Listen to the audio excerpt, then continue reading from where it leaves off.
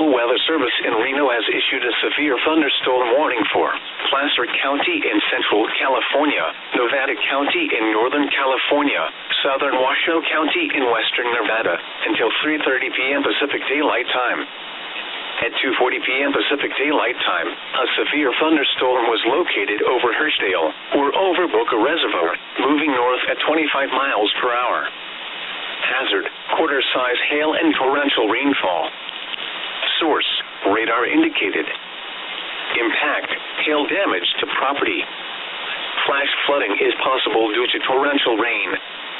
Locations impacted include Boca Reservoir, Glenshire, Devonshire CDP, Hirschdale, Floriston, Truckee, Alpine Meadows Campground, Boca Campground, Glenshire, Devonshire, Boca Rest Campground, and Truckee Tahoe Airport. For your protection, move to an interior room on the lowest floor of a building. Torrential rainfall is occurring with this storm and may lead to flash flooding.